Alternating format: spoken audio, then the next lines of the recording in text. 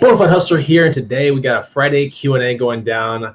Thank you for listening and watching. Let me make sure I mute my second feed, which is going to go crazy right about now. And there, I muted it. Okay, so yeah, welcome to the Q&A. It's a live Q&A, and I'm going to be answering some questions I got from Facebook and Instagram. Don't forget to get the free guide down below. So if you ever wonder, like, what can I pick up that's basically used from thrift stores and garage sales and sell on places like eBay and locally, get my free guide, bonafidehustler.com, and it is in the links below, but I don't know if there are links if you're watching this right now. So anyways, bonafidehustler.com should be a pop-up. It'll get you on the email list as well, and there's some pretty cool perks on the email list. One of the perks went down today, but I won't discuss that right now. But yeah, I'm going to be answering some questions right here. If you guys don't know who I am, and this is the first time that you're tuning in, I'm Bonafide Hustler. I reside in Austin, Texas, and on a part-time basis, I flip generally used items that I find from garage sales and thrift stores, and I place these items on Facebook Marketplace, Craigslist, eBay, Amazon, and my antique booth. So hopefully you guys can hear me. There is a fan going right here. It is almost 100 degrees in Austin, Texas, hence the tank top. And I was doing 2 local sales earlier today. One was happening right as the original start time of this show was about to go down. And so I had to kind of postpone it by 30 minutes, made $200 on that sale. So that was pretty cool. But yeah, basically that's what I do. And so follow my channel. Don't forget to subscribe and hit the little bell next to the subscribe button as well. All right, so we're going to go into Facebook real quick. I assume everything sounds pretty good. I put a post on the Bonafide Hustler Facebook page yesterday, and it's the very first one says, best or advanced trick tips on ways to find an item's sell-through rate. Also, what makes you pass on it? It's a very broad question. So basically, I actually answered this in an email that I wrote for my email list this morning, but let me kind of answer it right now. So the best thing that you can do is to buy items that have really thick markets. And how do you know if an item has a thick market? Well, you get on your phone, you go on eBay. Let's suppose that you're at a thrift store and you're looking at you're looking at some rain spooner shirt, a Hawaiian shirt with a certain theme. And maybe the theme is a like a surf mobile, kind of woody surf mobile, right? So basically, you would want to type in that eBay into your eBay app on your phone. You're going to want to put in rain spooner shirt. You don't want to put Hawaiian shirt, all that stuff. Just rain spooner Hawaiian surf or Hawaiian woody, And you're going to take a look at that. You're going to press search. Now that's going to yield you the market currently on eBay for that item. But what you really want to do is you want to see the sold items. You want to see what is sold in the past 90 days. And so you're going to have to introduce a filter, actually 3 filters in that case, because as you find things at thrift stores and garage sales, predominantly these things are used. So the very first filter you want to throw on that data is used. The second filter that you want to throw on that data is sold and completed listings. You want to see what is sold. And the last filter you want to put on that data is sort by highest. And then you just look through the pictures versus what you have in your hands, and you go, all right, you can kind of see how many have sold in the past 90 days. If there's a lot and your thumb is scrolling through a bunch of them, that's called a thick market. That's a really good market to play in, whether it be N64 cartridges or rain spooner shirts, or something like a CPXR or a CPXR helmet, made by Cascade. All these have extremely thick markets. Guitar Hero controllers, all that stuff is like major thick markets. So that's not an advanced trick, but it's one of the best tricks I can give you in a tip is to always, as a beginner or an intermediate, like really cross-check yourself before you make the buy. And then the other part that's really important is to look at the item, really, scrutinize the item and try to find flaws with the item instead of just getting super happy about it. Like, oh my God, I'm gonna make a bill on this. I'm gonna make $100 on this. No problem. So you buy it real quick. You get to your house, you realize there's like a hole in something, So try to, challenge yourself to kind of mute your happiness and really find the issues, so that way you don't waste a bunch of time and you only put your money on items that are really destined to return big amounts of money. So that's basically addressing your question on sell-through rate and what makes me pass on it. If I see a really thin market, like very few sold in the past 90 days, it could be 4, 6, 10. I start thinking in my head, how much is this item? because as the market gets thinner, I want to have very little money in that item. I don't mind going for a long tail item as long as I have very little money like invested in it and the return is pretty astronomically high. You know, I'll get into a long tail for that. Matt Bennett, for higher dollar boots, how much wear and tear is too much? I ran across some Leddies that had a tear, but for the right price, someone may still buy to repair. So I guess for the right price, that's the big question. What is your take? Buy for the right price or always a pass? And he included a picture of the side of an what seems to be a ostrich, not a smooth quill, full quill ostrich boot right there with a tiny nick or kind of thing on the side right there. So, all right. I personally just pass on these things right away. I pass on them. It's just not worth my time. Basically, at that point, you're hunting around for a cobbler. Like you're trying to find someone that wants to get into something to repair it. And while it can be repaired, your market has, your buyer base has like greatly reduced itself. So I would much rather hold out for good items that have markets that are not like cut in half or even like 80% like affected. You know, like how many cobblers are really on eBay looking for things like this? And that's the kind of person that you're going to sell it to, because ain't nobody going to walk around town with a boot with a hole in it, you know, waiting for their pinky toe to come flying out of it. Nobody really wants that. So I would pass personally, even though it's an exotic, meaning it has, you know, exotic skin. Let me shout out my good friend, Mark Frazier, who says, what's up, Bonafide Hustler? Thanks for all the tips, my man. Hey, I met Mark Frazier not too long ago, 3 weeks ago, at the Green Room meetup. And there's a small potential that he might be at the next week's meetup, which is going to be in San Diego on Thursday morning, 8 o'clock. Look for my Instagram post, watch my YouTube video. But I will be in San Diego doing a hot shot live. You can meet up with me 8 o'clock in the morning at a Starbucks. And then we're going to go to 3 thrift stores in the area. So that's a week from yesterday. So basically, it's next week, July 25th, 2019, 8 o'clock in the morning at a Starbucks on Sports Arena Boulevard. I think there's only one. So come hang out, come say hi. I would love to meet you. But Mark Frazier has super chatted me $5. So thank you so much. Today, we are building a old Bronco with super chat money. So it looks like right now Mark has bought me the windshield of this theoretical Bronco. We're gonna build a Bronco today. Like the other day that we did a hangout, we built a Chipotle burrito, right? We got all the ingredients together and people were super chatting money. It was pretty cool. But today we're going to be seeing if we can build an entire Bronco. So we got the windshield, that's good. And we don't have a top on this Bronco because this is a 1972 with no top. So we still need the wheels, we need the powertrain, a couple other things, but we're going to be building a Bronco on this. Well, we're going to try to. Brenda Wade Duggins, I had the pleasure of meeting Brenda at the Green Room meetup as well.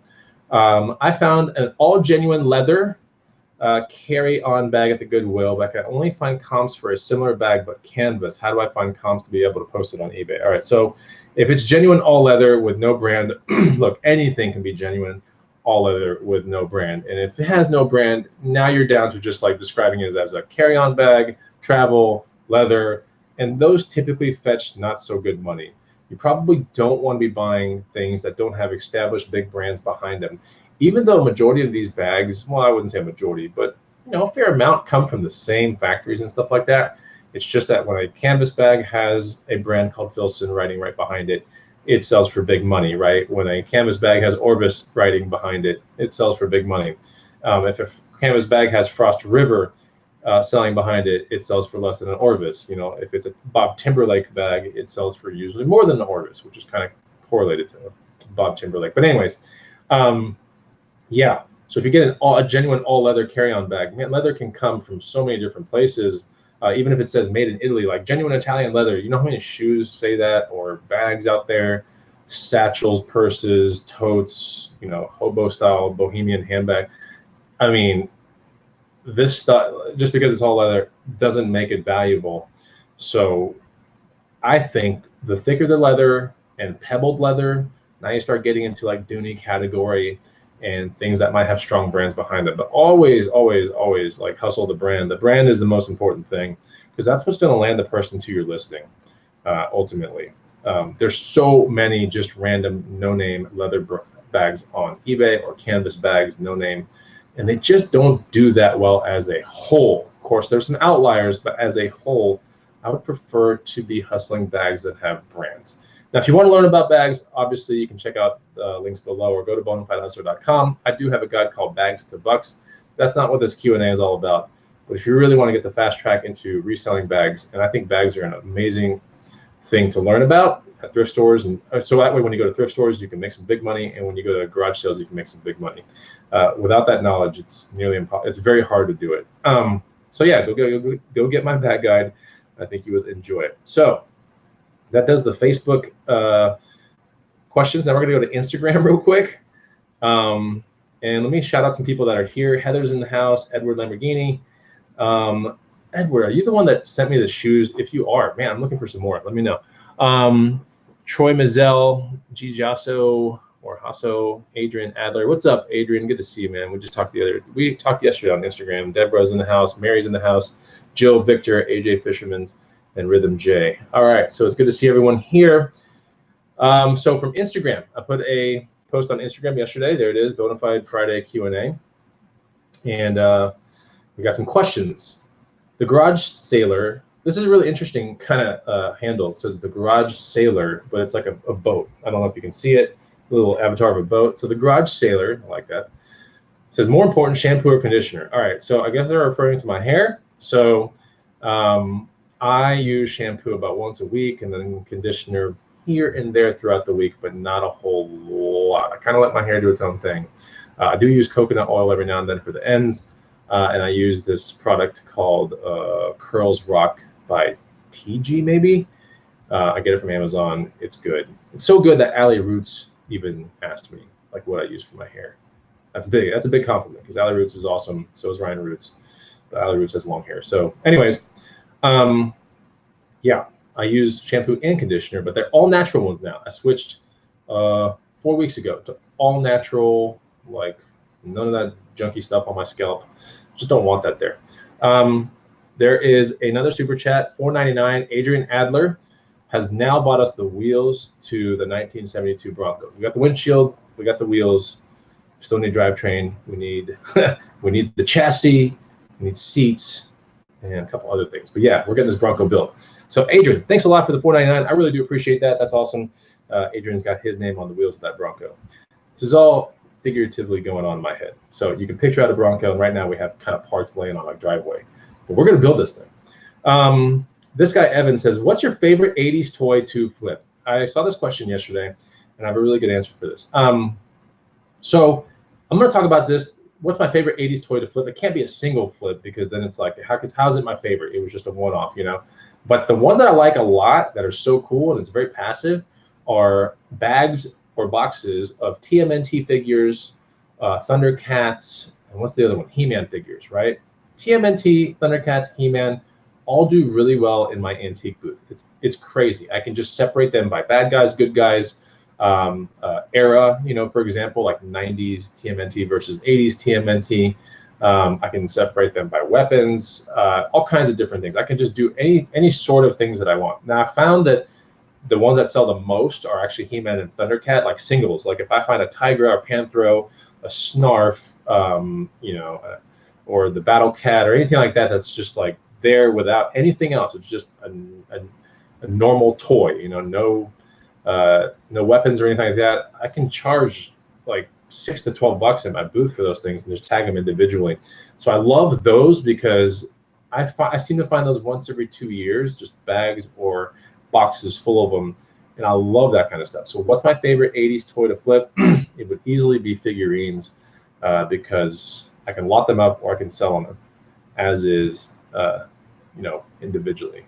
It's really fun, but there's passive because once I tag them all up, throw them in the booth, sells passively. I suppose it's active because I had to hunt for them and, you know, I do the work of tagging them, but it's pretty passive once that's done. It's almost like a local FBA going on. Okay. Got ham fishing the roots. What is he saying? Keep up your honest content. You're a bigger help than you know. Thank you so much. You know, that's a really good comment. And here's something kind of funny. So I put a video an hour ago on my channel saying that I'm going to be in San Diego. Like, come hot shot with me for free. Like, it's going to be awesome. Would love to get some people together. Let's go on a hot shot together. And if you guys don't know what that is, a hot shot is my term when I go 2 hours hard AF thrifting and just like really sharp mind, like thrifting hard. I usually vlog everything. And then, yeah, instead of doing a prolonged like 8 hours a day thrifting, you know, like just being miserable the whole time, I go 2 hours, like just going at it, you know, and I call it a hot shot, and I like it a lot. Now, you can only do hot shots when you have, you know, routes, or you have the luxury of doing things like that. You can have a route of thrift stores or whatever, you know. Some people that are a little bit more rural might not have the ability to do a hot shot, so they have to drive like 30 minutes or an hour to a town where they can do a hot shot. Maybe their hot shot lasts 2 hours or 3 hours or 4 hours. I get it. That's just a scenario that I am blessed with, is I can do hot shots in Austin, Texas. And also I'm going to do one in San Diego. But anyways, my point is, put the video up, and I think it's got like 2 to 4 dislikes, which is crazy, and they all happen quick, which means that the people that disliked it are people that probably have the subscription bell like hit on my channel. Like, think about that for a second. These are people that don't like me, yet they like me enough to like subscribe and hit the notification bell, which is bonkers. Oh my God. Like, anyway, I bet you they'd be like, what's up, Bonafide Hustler? If they saw me in real life, they probably would. But I think it's just comical, because there's just no way that dislikes can come in that quick for something that is completely free. Like, it's completely like out of the, I'm taking my vacation time out of like my vacation and like doing a hot shot, you know, like, and inviting everyone with me, you know what I'm saying? Like, I could do it by myself, but like, what fun is that? I would rather do it with you guys. It's crazy. Okay, so it's from Super Dub Vintage. We have, how do you like to package your bags for shipping? Some bags are just awkward and don't fold. So I'm curious as to how you package them. All right, so these awkward ones that don't fold, they could be a Hartman, an OGO, they could be all kinds of random things. You have to get into much larger poly bags than what you're accustomed to. 19 by 14 are some of my larger poly bags. I can fold a garment bag, put it in those things. I can put a lot of bags in those things. Now, when a bag can't be folded, suppose it's a Hartman tweed weekender or a Hartman leather weekender one, those things don't fold, right? They're, you know, sometimes belted leather, whatever. They just don't fold. And so you have to find a box. You have to get kind of creative. Sometimes you have to go to, you know, Walmart and get a big box. I usually have all that stuff ready. But you find a box, and sometimes you get a box that's bigger than what you want. All right, so you just Frankenstein the box. You cut it in half, and then you merge the two sides together, and now you have a box that's half the size, but it's relatively the same dimensions. Or sorry, one of the dimensions is cut in half. So that's one of the ways that you can do it. Of course, when you ship this stuff off, you want to go through eBay. I assume it's selling through eBay. You want to weigh your shipping options. You want to see, you know, is FedEx ground versus SmartPost better than a priority versus, you know, the other one. And you can look at all those rates in eBay. It gives you everything calculated. Once you put in the weight and the dimensions, you can see a breakdown of rates, which the cheapest one usually being the top one. Yeah, just something to consider. Not everything is a perfect situation, but most bags will ship in those poly bags in a normal size box. So these are just outliers. I am very cognizant of outliers. I'm like, all right, that box, I mean, that needs a big box. It's going to take up X amount of space in my garage. This thing better sell quick, or I'm not picking it up. So like, that's basically what's going on in my head. The hidden bin says, how many times a week do you ship? I try to ship almost. I have 1 day shipping on my eBay, so I try to ship nearly every day if I can. Like, I just shipped 2 things actually earlier today. So what days do I ship my items? The USPS, which is what I predominantly ship with, is always in my neighborhood between 1 and 3 o'clock. Like, they're just zooming around their little cars, so I can find them and I can just bring it to them. Now, if I'm outside that window, I have to go to the post office, which is on the way to the mountain biking trail anyway, which I see a lot during the week. So it's never really out of my way. I never go out of my way to go ship something. Like, it's almost always on the way to some errands or a hot shot or something like that. Katie reads, how do you combat fear of returns?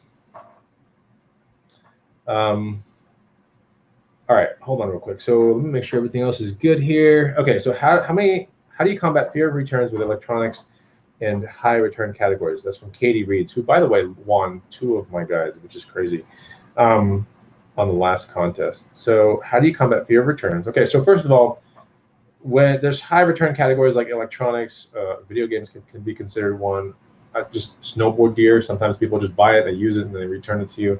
this is just part of the game. You know, like if you're going to deal with eBay, you're going to have to understand that there are scammers out there. They're trying to work at decreasing the amount of scammers out there. But with a 30-day return window, I mean, you could just get scammed. Now, if you do a lot of electronics, you might correlate, you know, a high amount of scammers there, and you can do things to kind of offset that. You can kind of look at your pictures. You get 12 pictures, and you get this great description box to mess with. In the description box, you can put serial numbers of things that are correlating with a picture that is, you know, one of your 12 pictures. That's a really important thing to do, because if you're going to get scammed, at least it puts like an extra level of like, they've got to work hard to scam you, because now they just can't send you something with a different serial, because now you clearly have a serial that's like on the listing, it's in the description. So that's one of the ways you can do it. You can take pictures of very identifying types of scuffs, or let's say maybe a dent in a speaker grill on a boombox. It's very significant to like that boombox. So, you know, like you can do things like that, and you can disclose those things and take pictures of them and correlate these two and go like, all right, you know, like you have to kind of make it hard for someone to scam you. It's easy to scam someone when there's like none of those identifying things, or no pictures of the box with the tape, you know, or the hologram thing. In the case of like a HP toner, they have like hologram kind of stickers over where the box opens up. So if you don't take pictures of those kind of things, or identifying characteristics of the item, you're really putting yourself at a disadvantage, and it's almost like you could be inviting a scammer to take advantage of you.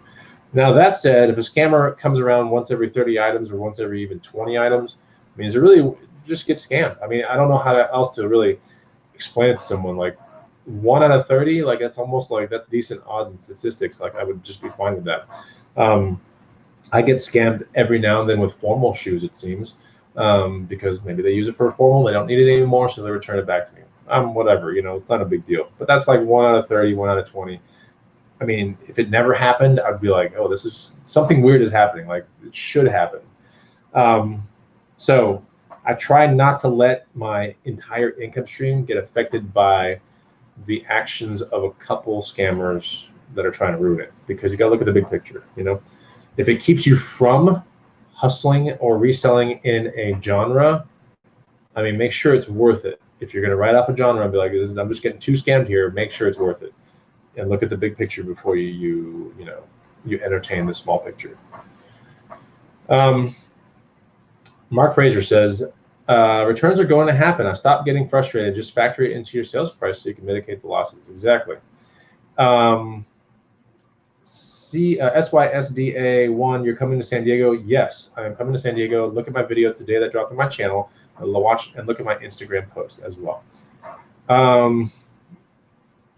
Okay, here's the one that's really good. It just came in live from Baron Von Deals. Says, question, how often do you revisit the same thrift? Many times, actually. So I have dedicated hotshot routes that I run here in Austin, Texas, multiple times a week. And so I see a lot of times the same thrift stores in these hotshot routes, and they can vary greatly in a matter of one day, you know? And that's what I like about them. If they stayed the same, I would notice it over time and I wouldn't go to them. But they vary so much that it's worth going to every day, every other day, every 3 days, something like that. So I don't have that many thrift stores in town to where I can, gas has to be factored in, time in the car. So I like to make it, if I'm going to drive 15 minutes into town, I want to see the best 4, Goodwills in town, for example, and then come back to my house. Like that's what's going on through my head. There is a good route of 4 thrift stores that is very close to my house that I tend to see a lot during the week. So it just depends, it depends on my mood too. Like I have to make sure when I'm doing a hot shot that I'm mentally like ready to do the hot shot. As a YouTube creator, it can get kind of hard. Like it can not to resell, because I'm very good at that. But it can get kind of hard to organize my thoughts into like, should I vlog this day? Should I not? Am I pumped up to do this hot shot? And am I not? Because if I'm not pumped up, I'm very in tune with the way I feel. And if I'm just not about it, like I'd much rather go home and like read a book, or much rather go home and work on other things in my business. But I just kind of go with how I feel. And a lot of times I feel like thrifting. I ain't gonna lie. So, what else we got here? So far we got the imaginary blazer being built, but it's right now pieces. So we'll see what happens. Maybe we can get some more of this blazer built up. The Sims Hustle, what method are you using to ship large but light items? So the method's pretty simple. Large but light items, you want to go locally, but if you have to ship it, you want to sell large and light items locally as much as possible. Large screams locally. Like right before this thing was aired, right here, this Q&A, sold a bike rack that was big as hell. It holds 3 bikes, probably 60 pounds, probably 50 pounds. There's no way I'm putting it on eBay. And I could put it on eBay and it would sell for 340 bucks, or I could sell locally for 300 bucks. And that's what I did. And all the headache is gone, like no chance of return. Amazing, right? What else did I sell today? A bike, right? I made 130 bucks on a bike earlier today, like 2 hours ago, maybe 3 hours ago. And that could have been on eBay. Probably could have sold it for 350 bucks. But then I'll have to go to a bike store, get it packed and shipped professionally. And then I would, probably walk with about the same as what I walked with today, which is 130 bucks in profit. So $20 bike sold for 150. Could have sold for around 300, 350, maybe on eBay, maybe. But with the eBay fees and all the payment processor fees, plus the pack and ship, all this goes on in my head. It's not a bike destined for eBay, period. Sell it locally, done. So what am I using to ship large but light items? Boxes, usually Walmart boxes, or boxes that I keep from Amazon Prime that are big. And I just run the rates that are in the eBay calculator. So that's pretty much it. It's pretty easy to do. The USPS new pricing favors us in Austin, Texas considerably. I just sent off a 5-pound box that was 18/16/7, 18 by 16 by 7. I think that's what it was. Those are the dimensions. 5 pounds. There's some boots inside. And it went out for like 10 bucks. Like, that's pretty good. I don't know where, I can't remember where it went out, but it went out for 10 bucks. It was nowhere close. So it wasn't a regional thing. So pretty good. That's a great rate in my book. So, what else? Oh, we got some more questions that were behind the scenes that I promised to answer real quick. So people talk to me behind the scenes at the Bonafide Hustler on Instagram. And I don't know if I have enough time to talk to everyone, but I have enough time for some. But then again, I can't tell who. Oh man, this is going to be hard. I think one was from Katie Reeds. Okay, so I got that one. There was another one that was really good. It dealt with my hair for some reason. Okay, so I don't know, but basically it was like, what do you do for your hair? So like I'll say, when the hair is down, like it's wavy and it looks, I don't know, I guess it looks kind of interesting, very Aquaman-ish. So if you take 7 days in a week, on day 1, I would wash it completely with like shampoo, like get really in there on the scalp and wash it. And then I put that Curls Rock by TG on day 1. Day 2, I basically just wet it because it still has that Curls Rock kind of in there. And so I wet it and I scrunch it with my hand, and it just gives it this kind of cool like Aquaman look. And then I roll with that. And then throughout the week, I'm mountain biking, so it gets put in a helmet, out of a helmet, starts getting matted down a little bit. If I don't feel like it in the morning when I wake up, I will put it in a little man bun like this or a different kind of thing. So if I decide to bring it down again, I'll re-wet it and probably recondition it, and then repeat the Curls Rock thing all over again. And then around day 7 or 8, I re-shampoo it again because it gets kind of itchy. And I don't know. That's kind of like the signals. Like when my scalp is too itchy, like, all right, I'm going to wash my hair. But throughout the week, like I go to the lake, I go to Barton Springs, and it gets plenty of times to get wet and like, get washed kind of. Okay. So that was the answer to that question. Whoever you are back in Instagram that asked me that, because right now it just shows like stuff like this, and I just cannot tell the subject matter of what we were talking about. But okay, so that is basically. Ooh, oh man! All right, I have an opportunity to make $100. Should I do it? It's on an RC. Just got a message. We'll see. What else we got here? We got more questions. Let me know. 75 MA girl says, I use Facebook Marketplace for 95% of sales. Wow, that's really good. I got crapped on by a garage seller who saw me selling what she had sold me in her sale. How do you shake it off? You just tell her that you're a reseller. I mean, she should have sold it for more. Have you ever had someone ask you to return something from Craigslist or Facebook Marketplace? Yes, once. Back in the day, it was a guitar that tiny little Oriental kid that ran out of a Honda, came up to my door, bought it, ran back in the Honda, and then knock on the door 5 minutes later, running across my lawn. He's like, yeah, my mom said this is not right for the school guitar that I need. And that was it. So like that's the only like return refund I've ever done out of thousands of local sales that I've done. You know, it's amazing. Let's see here. What else we got here? Adam's exploits. How many times a week do people ask if you are Jason Momoa, Chris? So it's not so much that if I am him.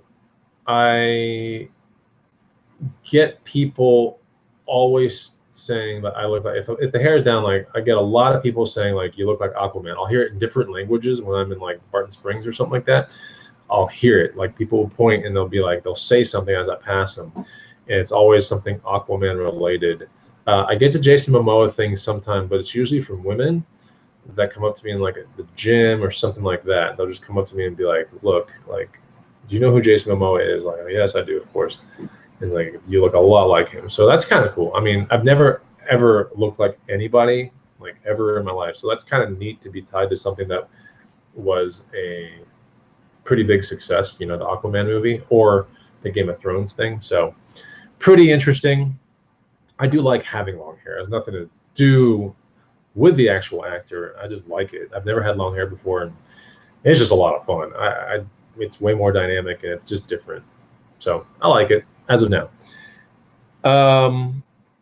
75 MA girl, besides your wife stealing your items, how do you choose between the cheddar and the cool items? So I try not to keep anything. I've got a lot of cool things. Dude, last week was one of the most epic like local sourcing weeks ever. I bought a radio. Okay, so I bought a radio controlled car or really awesome truck kind of thing for $200 one day. I just got a $300 offer for it just now. It is also listed for $400 though. So like, you know, I also from the same person got a $50 remote control truck that is probably worth $200 to $250, and it's working. It's actually sitting back there. Let me see if you can see it. Yeah, so you can see sort of the chassis right here. There it is. And there's the body of it right there. That was $50, $250, I think, $200 to $250. I'll sell that one for. Then I bought 2 bike racks from the gentleman. One is a $80 bike rack that's probably worth about $250. I think I'm going to use it for a while. And then the other one is a $90 bike rack, which I had to spend $10 to get keys on, and that one sold for $300 like an hour ago. So anyway, yeah, you know, like epic local sourcing. Oh, and I got this coffee machine back here called the Odeya Plus by Seiko. Paid $70 for it. Perfectly good working condition. That was actually sourced from next door. So pretty cool. But yeah, so that one's probably worth $250, $300 on eBay. So I'm gonna clean that up after this. All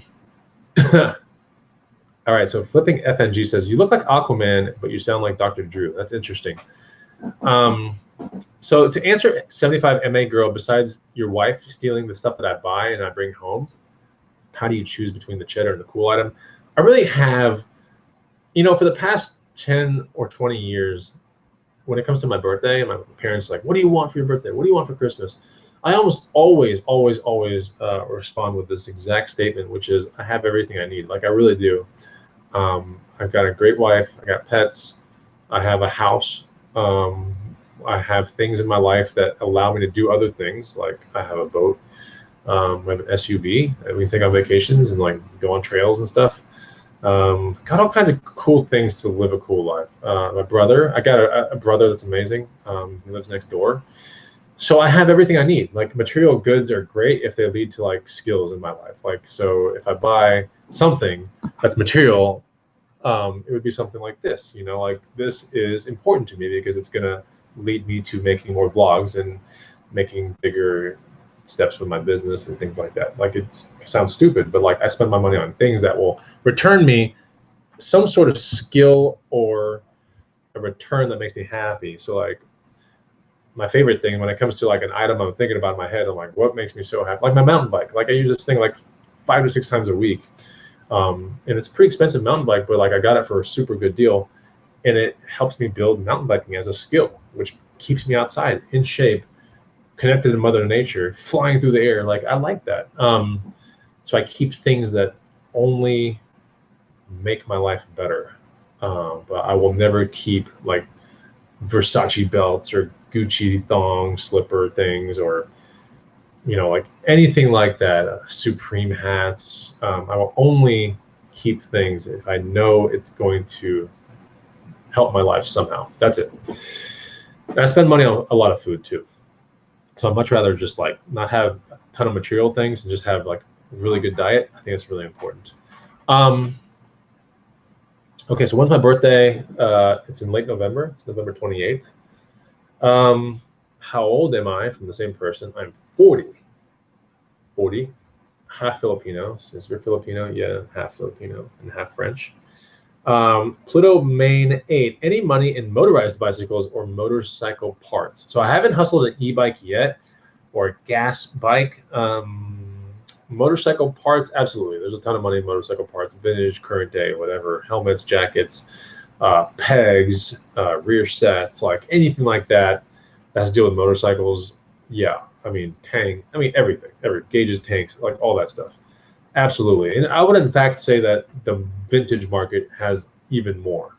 Now when it comes to motorized bicycles or e-bikes, I think it's only a matter of time before I resell an e-bike. But e-bikes are very there's some pretty bad ones. There are a lot of bad ones, so you got to like stick with the ones that are usually about $1,000 or more, because those are the ones that people want to buy. They have like the Bosch drivetrain and a couple other cool things, but like you don't want these junky ones that literally have like the batteries exposed to your tray somewhere, and they classify it as an e-bike.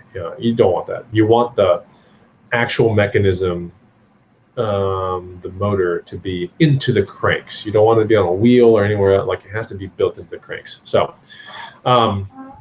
yeah, so any money in there? Absolutely, but you have to find the right one. It's like saying, is there any money in motorized skateboards? Yeah, but if you get the best brands like Boosted or something like that, sure. But like these other sub brands, there's like a million of them that come out. I personally wouldn't trust it. I think it's a liability for your business. These things deal with batteries. They deal with hurting, kids that don't know how to really ride them. So like if you're going to get into there, like hustle the best ones only and be done with it. Arlene says, is figuring out USPS dimensional shipping so hard to figure out? I mean, I don't know the answer to that question. When I do USPS, I just do basic measurements, weight of the box, and I'm done. That's it. I press, get me a rate, and I'm pretty much there. Louis the Seller says, you've been reselling for many years now. Has your love of sourcing decreased or intensified? That's a really good question. I would say it goes in waves. Like my love of sourcing with thrift stores has decreased a little bit. And it's not because of anything outside of the fact that it's more because I have free time to do a lot of things because of some of the income streams that I have going on. So I don't have to go thrifting as much as I used to. But when I go, I'm super pumped up about it. In fact, one of the main reasons why I have a beater car is so I can actually, go thrifting a little bit more. Because as reselling in a 4x4 4Runner makes no freaking sense. It's kind of stupid. So I got a little beater car, or we did as a family. And now it's like 30 miles a gallon, really cheap car, 5-speed, like almost nothing can go wrong with it, hopefully. So yeah. Has my love for sourcing decreased in the thrift store sense? A little bit, but you have to understand, like I'm also a content creator. So like when I think of thrift stores, like I love going if I don't have to do any sort of like filming or something like that. Like I really like it a lot because I know it's for my channel's best interest and for people to find my website through the ride-alongs and through the hot shots. So it increases everything. I have to edit, I have to film, I have to be strategic with like kind of the story of everything, how it evolves, build thumbnails and like catchy titles. Like, I don't know, like that part weighs on me a little bit, but it is fun. Without that, I would have never had this, which is like people following me, so you have to put in the work. So do I get, now the one thing that has never kind of died is garage sales. Like I still to this day, and I've been garage selling for 16, 18 years now. To this day, I still love garage sales. I love them. I don't know what the hell's wrong with me, but I love them. They're just fun. They're dynamic, and you never know what you're going to find. Thrift store here in Austin, Texas, you still don't know what you're going to find, but you know you're going to find higher prices than a garage sale. Typically, a garage sale is like the best of the best. I mean, awesome items, complete surprises, and huge rewards for being a good negotiator. So if you're a good negotiator, immense rewards for you. And it's fun. You feel just like, I don't know, it's almost like you win the lottery like every weekend. So that's why I like it so much. Plus, I get to hang out with my brother, which is amazing as well. And I get to supplement my life with cool stuff like tank tops, shirts, shoes, things that, well, I would have never bought it for full price anyways, but, you know, like, I find stuff for myself at garage sales. Not big things, but just like things to just live life with. Okay, so a 75 MA girl, do you ever get discouraged with your thrifting and sales? No. Well, I get discouraged with sometimes thrifting at thrift stores, but not my sales. My sales are directly correlated to my effort. And so for the amount of effort I put into this, which is not very much, it's 10 to 15 hours a week into the actual thrifting, listing, packaging, about 10 to 16 hours a week with all the local meetups and stuff, you know, something like that. Now the local stuff, no one really gets to see. If you follow my Instagram story, you'll see 2 that went down today, but a lot of times I just don't capture it. There's money to be made in local for sure. I make good money selling local stuff. Johnny Chingas, hey Chris, what do you think about Houndstooth Coffee in Austin? I like it. I think it's great coffee. I really do. Johnny Chingas, I'm still finding Bob Revolution strollers at garage sales.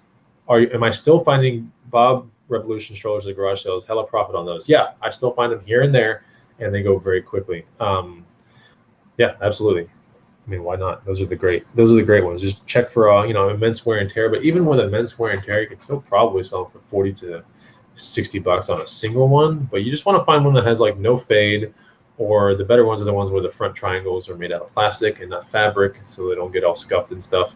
But either way, Bob strollers are Bob strollers. People love them. It's the best stroller in the industry, at least for active, you know, minded people. Louis the Seller, you are diversified in business. Do you ever think you will completely walk away from eBay one day? Maybe. It just depends. I think this year will be a very telling year on how much I walk away from just the whole reselling picture. I'm not gonna walk away from it, but I will. My 16 hours a week might become 10 because of a new project I'll be working on pretty soon. And it's not for diversification or anything. It's for mental, like, I want to get my fitness channel and products completely in line and ready to go. Like, so it's going to take a lot of building, but if there's something that pops into my head more than anything throughout the day, it's the product lineup of what my fitness stuff will be and how I need to build it and everything like that. So yeah, it kind of just, it's a bad plague. It's a plague. It really is, because it just like swamps my thoughts. But you know, I'm in great shape. For 40 years old, I'm in great shape. I want to help other people get in great shape. I want other people to realize that life isn't always about just wake up, go to work, come back, feel crappy, you know, and just repeat. And these big circles going on. And you know what I'm talking about. Everyone knows what these circles are. And it's just no fun. Like, that's not a way to live life. Like, people need to get unstuck and like really, really, really understand that they're in complete control of their destiny. And it seems like foo-foo stuff and like stuff that's like over people's heads and like, oh, that's dumb and sounds Tony Robbins-ish. But if you don't take control of your life, you are literally just a pawn. You're a pawn. Like, you don't want to be a pawn. You got to be a queen or a king or a rook. A rook is a good piece on a chessboard, right? You never want to be a pawn. A pawn moves forward once or twice and then it gets stuck most of the time, right? But you want to have this ability to just sweep the board, fly diagonally, like wherever you want to go. Like, you want to be able to make moves. And with those moves comes life. That's where the fulfillment comes in, making these big moves, you know, whether it be financially, physically, mentally. You got to make big moves. Very important. What else we got here? Be that pawn that becomes a queen. Yeah, if you, true. If you go to the end of the board, if you manage to make it over there, you can become a queen. Pawns are expendable. No one cares when they get whacked. That's so true. If you put, chess is such an amazing game, by the way. I learned it when I was very young. Dora finds, is it better to sell shoes on eBay and pay the shipping, or to sell shoes on Facebook Marketplace for more profit? Okay, so I think this is a perfect place to do an experiment. So, here in Austin, Texas, shoes and boots sell locally, not as good as eBay. So if it doesn't take too much of your time, cross-list certain shoes. Here it'd be trail runners, running shoes, but I wouldn't want to cross-list like a pair of Vans or something like that, like a really wild pair of Vans. That's destined for eBay. It'll sell better on eBay. But here in Austin, trail running shoes, tactical shoes, hiking boots at certain times of the year. Uggs sell well here. I mean, not Uggs, but the other things, the hunter boots, and then Uggs in the wintertime. So yeah, I mean, it takes no time to double or triple list, but you have to be able to do an experiment to see what really resells locally versus on eBay. And there are a lot of weird things that are going to surprise you. I mean, here in this town, I have done so many cross lists that I'm like, all right, I know what belongs where now. So anyways, Sober Seller, do you have a fitness channel? I do. It's called Bod Damn. I'm going to place it, just the name of it, in the feed right now, right there, Bod Damn. So you can go check it out. Mr. Figs 1981. What is a good electronic item to resell? Yesterday on FBA, $50 I sold an Olympus. I think it's an M480. I don't know. It's an M something Pro Quarter micro cassette. $2 at a garage sale. Sells for $50 on eBay. I'll probably walk with 38 or so, I would think. So I'll take the 2, turn it to 38, $36 profit. Test it out real easily. It's super easy to test out. Ship it off in tiny little bubble wrap thing. Put a little sticker on it, and it's off to FBA. And I did that shipment like 4 weeks ago. So 4 weeks to sell, not too bad, So what is the best thing? What's the best kind of electronic item to sell? I like things like that, but if we're talking about an electronic item, I don't think anything's going to trump video game consoles, because those can be sold locally really quickly all across America, any city. Like, people still look for video game consoles, the vintage ones at least. And then you can put them on eBay and they'll sell for big money there too. And then if you can test it out perfectly and everything like that, maybe make a little bundle out of it, or even just parts only, like Wii parts, for example, or controls. PS4 controllers that have been fully tested out, they can sell on eBay. I mean, not eBay, but FBA, as they are. So, it's just one of those things. I think nothing will trump a video game console. I think it's the best. Oh, okay. Something does trump that actually, but I don't find it I don't find it as regularly as video games or video game consoles or cartridges or whatever. Webcams like the one I'm using right now. You can't see it, but it's a C270. I want to say, maybe. But yeah, webcams have ridiculously low ranks typically. So, and they sell for good money.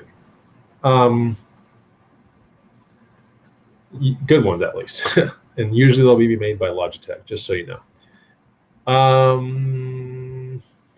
Tom Sawyer says, we finna get fit. Been doing buku push-ups and sit-ups, but Bod Damn is very comfortable. Yeah, the Bod Damn workout is very comprehensive. I actually am done with my free fitness guide already. Funny story, I gave it to our lawn specialist yesterday. So we have a guy that sprinkles our lawn, puts organic stuff on it, and helps it basically stay full and awesome.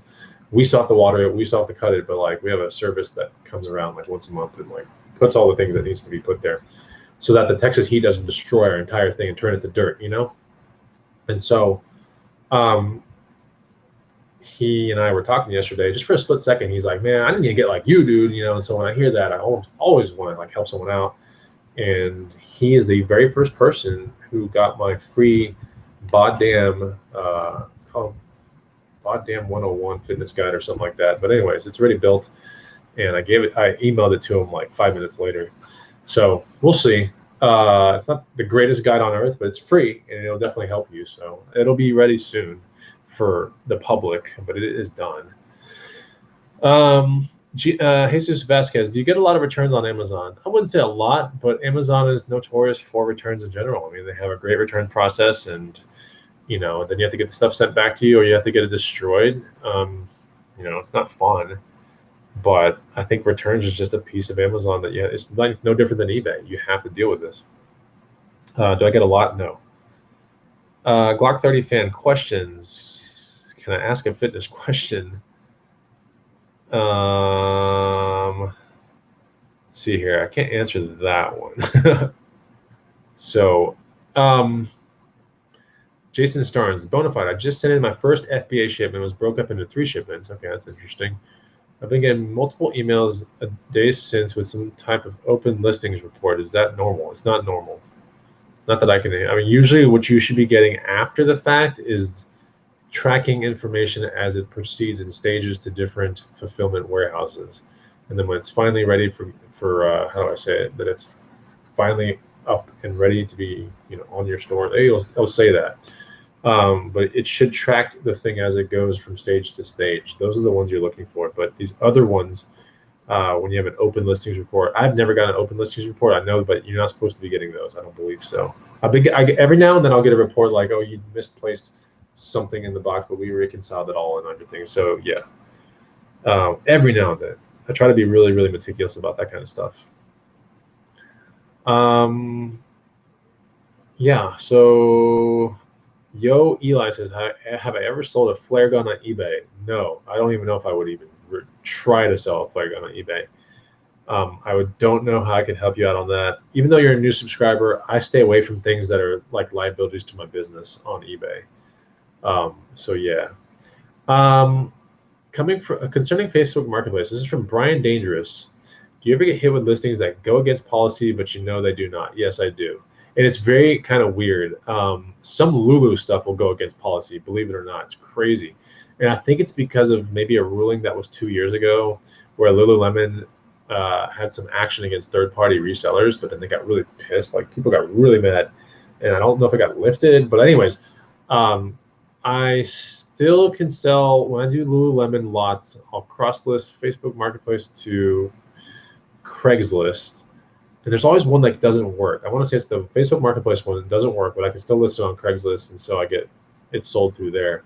I don't think it's eBay as well. Go against policy is typically like BB guns, pellet guns, airsoft guns, like things like that. Even with the little Cheeto thing or like the orange thing put in there, like you can still, it still flags like terms. It's crazy. So yeah, I just try not to mess with that kind of stuff. If I get, like, I'm getting major flagged for like this airsoft Uzi gun, like it's so stupid. So it'll probably eventually have to go to my antique booth and stuff because there's just like nowhere I can sell this thing. So it says, dude, I was selling an antique scythe and they flagged it. Yeah, I mean, weird things like they just can flag weird things, and you'll know it gets flagged. You'll get a notification, but you can also kind of tell flagged things without notifications just by the amount of watch or people that have viewed it. Like if it's still at 0 or 1, like it's probably flagged in some way or being throttled heavily by the platform. Yeah, but most of Facebook isn't strict. Like I can sell most of the things through there. Louis the Seller, you've mentioned cross-listing a few times. Have you ever had a situation where an item sold in 2 marketplaces at the same time? So not usually. It's probably happened once or twice. But like if it's cross-listed, it's going to be on eBay and Facebook Marketplace and Craigslist. So you got to understand, like if it sells on eBay, I immediately cut it on the other 2. If it sells on Facebook, that's where the problem can occur because it sells on Facebook or sells Craigslist. Now you have to delete the eBay one, and that's the one where the problem can occur because if you wait an hour, 2 hours, 30 minutes, whatever, and it sells in that time frame, that's where you get screwed. And that's happened to me, I think, once or twice. It's also happened to the fact where I never deleted the item from any inventory. I just sold it real quick. I just didn't delete it anywhere. So I always thought it was active the entire time until it sells on eBay one day. I'll look in my garage and the item's not even there. So then I have to delete it off 3 places. So just something that's part of reseller like issues. It won't happen very much, but yeah, it has happened before. There's nothing you can do except apologize and just be done with it.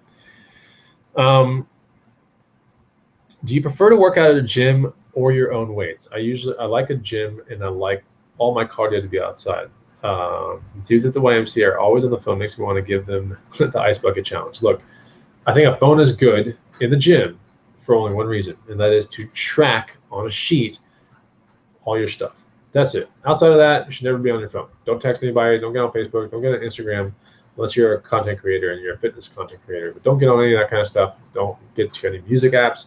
Nothing. Like if you're going to work out and you want to get awesome results, you've literally got to go against the grain. And the grain is all the distractions that are out there, like all of them. There's so many in the gym, it's ridiculous. Like when I go in the gym, I can like tell the people that have a good body and know what they're doing, like they are so dialed in. That's just the way it is.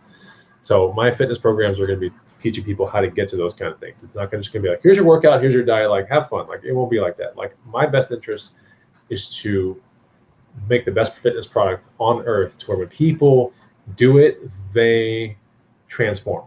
And if they don't transform, they will be able through the product to be like, why didn't I transform? They'll be able to answer their own questions very quickly. And like, I didn't treat it seriously enough. I didn't do it right. You know, like it's going to be an immense amount of tracking, but that's what it takes to build a habit. You've got to track, you know?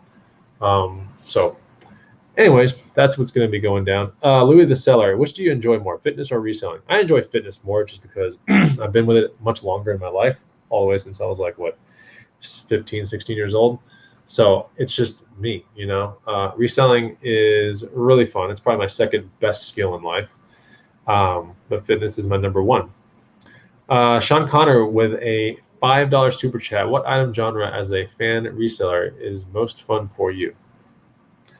So I guess this is so right now we're building a 1972 Blazer, and Sean, we have the wheels and we have the windshield, and now Sean Connor has given me the chassis. So now this thing's looking pretty sweet. We need a powertrain, and I think we need seats. We're pretty much good to go. So, but Sean Connor says, what item genre as a fan or reseller is a fan or reseller is most fun to you? Okay. So the genres that I like the most clearly are the ones that are in high ticket items to bucks. It's my guide. I know it's stupid and like kind of douchey to like tout your own stuff, but I put big reward items in high ticket items to bucks, and I love those. Like when I come across those, like I'm so excited because I know it's going to be big money. Like it's going to be awesome. And I don't say that with an understatement. Like, you know, just about everything in that guide will reward you $50 or more. And there are plenty of items in there. I wouldn't say there are plenty, but like there's some pretty good ones that will yield north of $300. You know, that kind of stuff. I sold one of those items last week actually. I made $600 on one item. So, and it's in that guide. But the question is, what item genre? I love the genre of $100, you know, $50 or more pure profit. Like I just love those, and more so the ones that are 100 and local or 200 local. Like I like those a lot because it's one and done, easy. They come to my house and I'm done. Like that's just it. Like that's the best money of all time. And yeah, so what falls in those genres? Sporting goods, bikes, bike racks, RC stuff. What else we got here? Gosh, there's like so many things. You know, in the wintertime, snowboard jackets, the right snowboard jackets, the right kind of snowboard pants, the right kind of snowboard boots. Like just you got to follow seasonality, and you got to just get out of your comfort zone. You know, like there was a time when video games, not video games, but like other smaller electronics freaked me out. Testing them out freaked me out. So I learned how to do it, you know, and a lot of people don't see the amount of money you can make with a bike game or anything related to the bike game. It's big money, especially with the RC game too, like big money, but it's a big kind of like, you know, like what do you do when you find this stuff? How do you know it's profitable? And those kind of things I just know. I just know that. I've built guides on most of the things that I know, but there's still a couple of things that are lacking, and I don't know if I have enough time to build any more guides, but the guides are there for a reason, you know. I got a response this morning. I'll tell you right now, from Instagram on something. It's from the Wholesome 2, and this person says, "Do you take guide suggestions?" And I said, "Of course, LMK. Let me know." She says, "Honestly, a sporting goods guide would be extremely helpful, especially because of the summertime. We sold a bat for 110 a few weeks ago, but it was more of a lucky find and not really knowing what I was looking at. I know you've shown a few items kind of like this in other guides." And then before that, she said, "We have sold quite a few things we found through the guide, actually. A pair of," okay, I don't want to say all these things, but anyways, that's just part of the guides that she has. So, my goal is to make you guys money. I mean, really, for a small amount of money that I receive, which rewards me for all the time that I put in the coffee shop and everything, building these things out. I feel it unlocks hundreds and thousands of dollars for the right kind of person out there that puts it into, action. And so they're there. There are a bazillion places you can spend your money. Facebook groups, paid, free, or paid ones, mentorships, all that kind of stuff. And I just give it my best shot. That's just it. Like, I'm not going to say mine are the best, and I'm certainly not going to say they're the worst. They're just things that I've built, and I spent a long time building them. So check them out, bonafidehustler.com, and there are certain genres there that you can really get a jump start on the game, make like way less mistakes, and get to the money way faster. Hi, Chris. Where did you gain most of your knowledge of shoes and clothing? Quite honestly, just me paying attention to a lot of cool stores back in the day when I was younger. My dad would take me to like all these cool outdoor stores. We would talk about items. I would read through all like the catalogs, Sierra. There's one called Sierra Trading Post, the LL Bean catalogs, the Patagonia ones from back in the day. Like all these like catalogs. I just remember my dad getting them, and then I would just sit there and like read through all of them and learn about all this cool stuff. Then we would go to stores and see all this stuff, and I would get to touch it all and like understand everything. And then that morphed into like bikes and then RC stuff. And so I guess that's where a lot of it has come from. My parents really kind of like quality goods, and so I was around there. And after reading all those little catalogs, I got to see the stuff for real in real life, and I got to understand why this stuff, is very valuable. So anyways,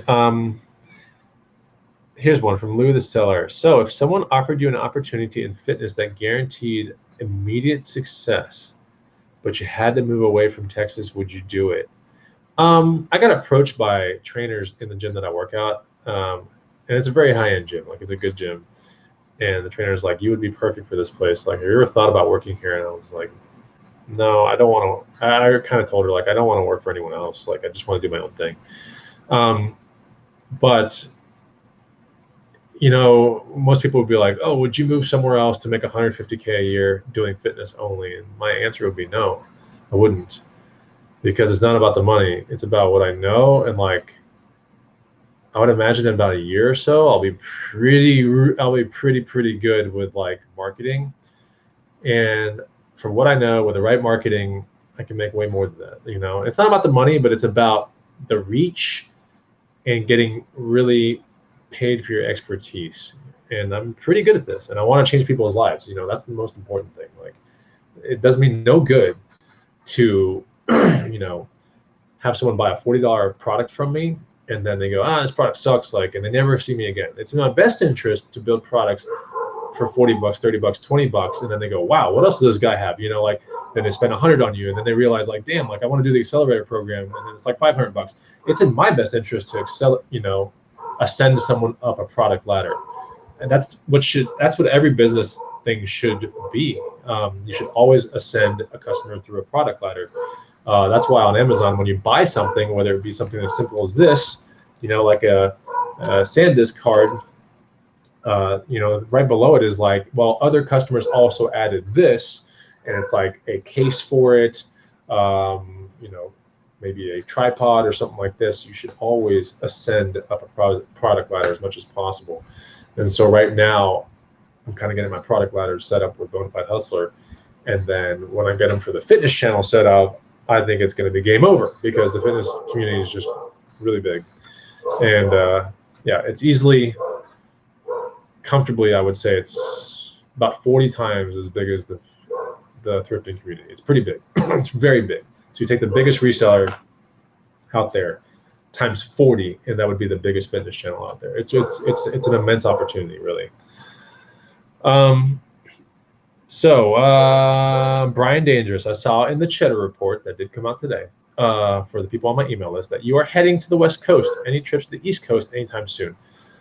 There's a small possibility that we'll be in the East Coast late December, but I'm not 100% sure yet. So, yeah. Am I coming to Orange County anytime soon? From Corey, I am not. Andy, are Mongoose mountain bikes worth taking time to resell? No. I bought one for myself, but now I want to resell it, having a hard time finding values for it. Usually they're between 50 and about 120 bucks. Now, if you deal with vintage mongoose, that's a different story, but this is probably not vintage.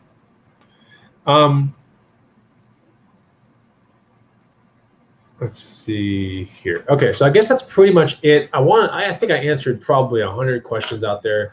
I haven't asked this the entire show, but make sure you hit the like button. And yeah, if you want to meet up with me next week in California, go check out my Instagram post. Go check out my YouTube video from today. I would love to see you out there in San Diego. But that pretty much wraps up the show. I really applaud everyone for at least helping me build this Bronco out of super chat money. We almost got there. On the next show, we're going to build something else. Maybe it'll just be a sandwich or something simple. But guys, I really loved hanging out with you guys. Yeah, the rest of my evening is going to be comprised of spending time with my brother. It's his birthday today.